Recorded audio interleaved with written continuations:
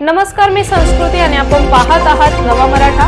लाभले आम्हास भाग्य बोलतो मराठी, जाहलो खरेच धन्य ऐकतो मराठी। कवी सुरेश भट यांच्या या सुंदर ओळी आपल्या मराठी भाषेचा समृद्ध वारसा आणि वैभव मांडतात।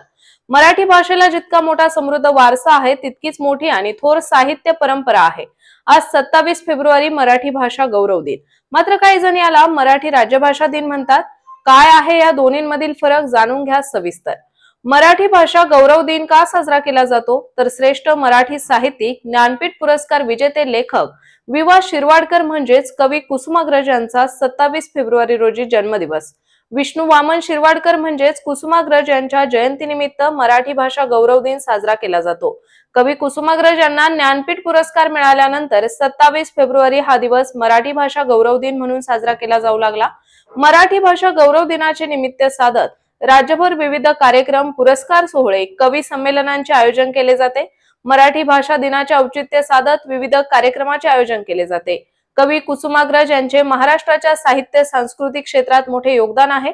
मराठी कविता आणि साहित्याला एका वेगळ्या उंचीवर नेण्याचे काम कवी कुसुमाग्रज यांनी केले।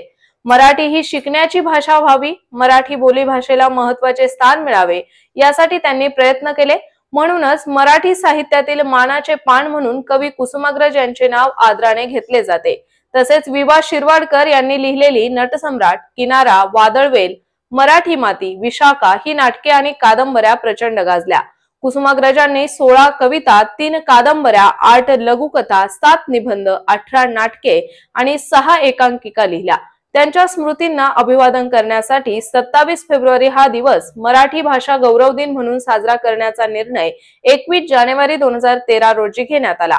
तर अशाच माहितीपूर्ण बातम्यांसाठी चॅनलला सबस्क्राईब नक्की करा।